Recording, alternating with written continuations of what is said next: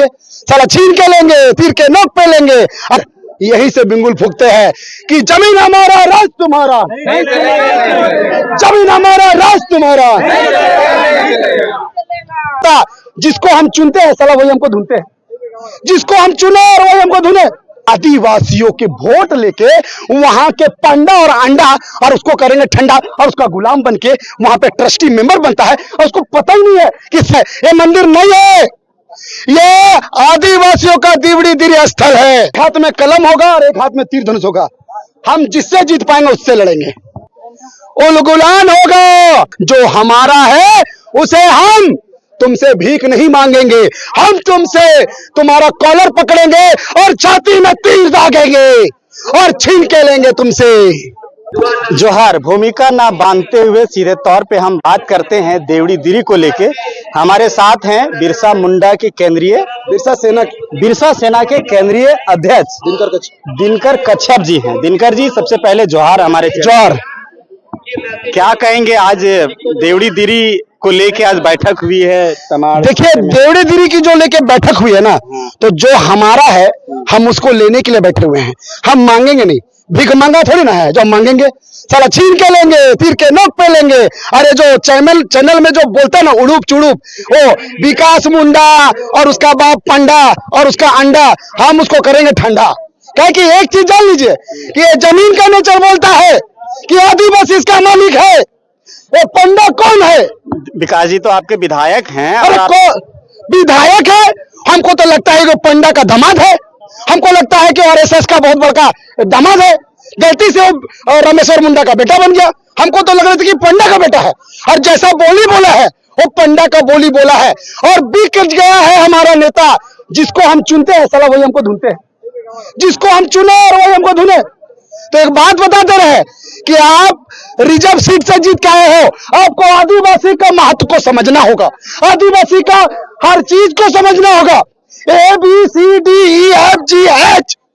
और अगर नहीं समझते हो तो सारा पढ़ो ओम पट सोहा, ओम पट सोहा पढ़ते रहो। तो उनकी भाषा से क्या लगा कि वो ग्राम सभा की भाषा बोल रहे हैं जो आपके 5वीं अनुसूची खुटखटी व्यवस्था के साथ है वो, या फिर आप जो कह रहे हैं ओम फट सोहा वाला भाषा बोल रहे हैं? वो पिंजरा का तोता है। तोता समझते हैं? पिंजरा का तोता को जो आप सिखाइएगा वही बोलेगा। और वो जो है ना पोपट है, पोपट पोपट जैसे खेल दिखाना था ना, वो खेल का मदारी है। मदारी मतलब वो खेल का सर्कस का एक शेर है, और वो आदिवासी शेर नहीं। और जो बात बोला है ना, जिस तरह का बात रखा गया है, उससे साफ नजर आ रहा है कि वो आदिवासियों के लिए नहीं बना है। अगर उसके मन में, उसके दिल में और उसके आत्मा में वो आदिवासियत होती तो वो स्टेटमेंट नहीं देते। मतलब इसका साफ साफ दिख रहा है कि वो आदिवासियों के वोट लेके वहां के पंडा और अंडा और उसको करेंगे ठंडा और उसका गुलाम बनके वहां पे ट्रस्टी मेंबर बनता है। और उसको पता ही नहीं है कि सीएनटी जमीन है और उसका मालिक है आदिवासी और उसका जमीन का नेचर है सीएनटी, और 5वें अनुसूचित क्षेत्र में वो जमीन आती है और उसको नॉलेज ही नहीं है बुढ़बा का नाती को, तो क्या ही बोले उससे। अब देवड़ी दिरी तो आप देवड़ी मंदिर में कन्वर्ट होते जा रहा है। देखिए, ये मंदिर बोलना फिर आप गुस्ताखी कर रहे हैं। ये मंदिर नहीं है, ये आदिवासियों का दीवड़ी दिरी स्थल है। क्योंकि इनका इतिहास को आप जानोगे तो हमारे जो मुंडा राजा थे, जो आर्यों से लड़ते हुए आ रहे थे और आने के बाद तमाड़ में विश्राम किए थे, और ये तकरीबन 5,000 साल पुराने की बात है। और उस वक्त वो विश्राम करने के लिए तमाड़ क्षेत्र में रुके और वही विश्राम करते। उनको सपना आया कि तुम हमको यहाँ पे जगह दो, देवी कुल के जैसा, सरना स्थल के जैसा एक हमको पूजा करो। तो वो वहां पे दिरी मतलब पत्थर, वो पत्थर को वहां गाड़े और उसके बाद वहां पे पूजा पाठ हुआ। और उन्होंने ये भी कहा कि अब तुम जो भी जंग लड़ोगे तुम आगे देखना, पीछे मत देखना। तो आगे चले गए। जो कोल्हान राजा थे, मुंडा राजा थे, वो आगे निकल गए और उसके बाद जो यहाँ के लोग बच गए उसी को पूजा अर्चना करने लगे। और ये भी सुन लीजिए कि जो पंडा जो अपना राइट दिखा रहा है, वो जो बोलते हैं कि राजा ने उनको जमीन दिया, तो राजा का बाप का जमीन नहीं है। क्योंकि 84 में हमारे पूर्व सीओ हमारे सीताराम बारी ने ये दस्तावेज में लिखा है कि 7 दिन के एक दिन में, मतलब मंगलवार को राजा परिवार के लोग वहां पूजा पाठ करेंगे। अपने पुजारी के द्वारा, ठीक है, अपने पुजारी के द्वारा वो पूजा करेंगे और बाकी 6 दिन जो है यहाँ पे पहान के द्वारा विधिगत रूप से सभी का पूजा होगा।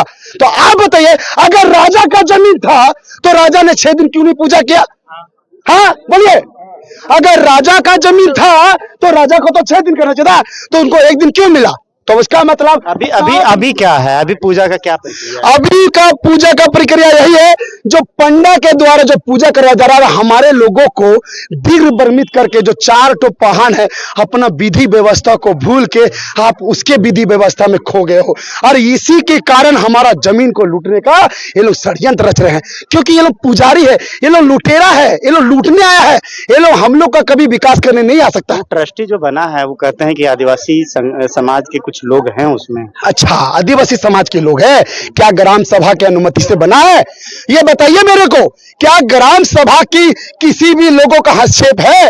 पहला बात आपको बता दें कि 5th शेड्यूल एरिया में बिना ग्राम सभा की अनुमति के किसी कंपनी को तो छोड़िए, ट्रस्टी तो छोड़िए, एक दुकान भी कोई बाहर का आदमी खोल नहीं सकता। और बताइए, ट्रस्टी में जो पांडा का नाम दे रहे हैं, तो पांडा किसका भाई है? हाँ, मुंडा का भाई है, उरांव का भाई है, हो का भाई है? किसका पेट से निकला है भाई पांडा? ये तो अग्रवाल, साहू, ये आईपीएस अफसर लोग, ये लोग कौन होते हैं? ट्रस्टी मेंबर बनने वाले कौन होते हैं? यहाँ पे सीधा दिखा जा रहा है कि ये लोग ट्रस्टी के नाम पे चंदा का अगुवाई कर रहे हैं, और इस चंदा का पैसा सिर्फ पॉकेट में भरते जा रहे हैं और कुछ नहीं करते जा रहे हैं। यानी कि ट्रस्ट जो बना है वो ग्राम सभा की अनुमति से नहीं? एकदम भी नहीं। इसको साफ साफ डीसी के माध्यम से अवैध बता दिया गया है। पेपर है, टू द पेपर मैं बात कर रहा हूं, बिना पेपर का बात नहीं करूंगा। ये 24 में डीसी ने इसे अवैध बताया है ट्रस्ट को, और ये चैलेंज करूंगा मैं, यहां नहीं तो सुप्रीम कोर्ट में चैलेंज करूंगा और जीतूंगा। क्योंकि जमीन हमारा है, जमीन का नेचर हमारा है, और जमीन से जुड़े हुए हम लोग हैं, उन लोगों ने नहीं बनाया है। आप सुप्रीम कोर्ट की बात कर रहे हैं कि हम सुप्रीम कोर्ट में करूंगा और जीतूंगा, लेकिन एक तरफ से उलगुलान की भी बात हो रही है आपके समाज के तरफ से। उलगुलान भी होगा, हमने कहा ना, एक हाथ में तीर होगा और एक हाथ में कलम दीजिएगा, तो सर कलम दीजिए, तो कलम दीजिए, कलम दीजिए जल्दी से। एक हाथ में कलम होगा और एक हाथ में तीर धनुष होगा। हम जिससे जीत पाएंगे उससे लड़ेंगे, जिससे जीत पाइएगा, ठीक है? मैंने अब कह सकते हैं कि आदिवासी समाज अब जागरूक हो चुका है। एकदम जागरूक हो चुका है। अगर जागरूक नहीं होता तो आपको लगता है कितना बड़ा सभा होता? देखिए,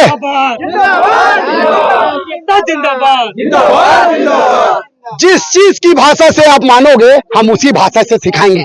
अगर पेन की ताकत से लड़नी पड़े तो हम पेन की ताकत से भी लड़ेंगे, और अन्यथा तो हमारे पास तो है ही। कुछ चीजें अधूरी रह गई थी बिरसा मुंडा के टाइम में, और उन्हें जेल दे दिया गया था, क्या वो अब पूरी होगी? एकदम होगी, उलगुलान होगा, और हम मांगेंगे नहीं, हम लूट के लेंगे, छीन के लेंगे। जो हमारा है उसे हम तुमसे भीख नहीं मांगेंगे, हम तुमसे तुम्हारा कॉलर पकड़ेंगे और छाती में तीर दागेंगे और छीन के लेंगे तुमसे।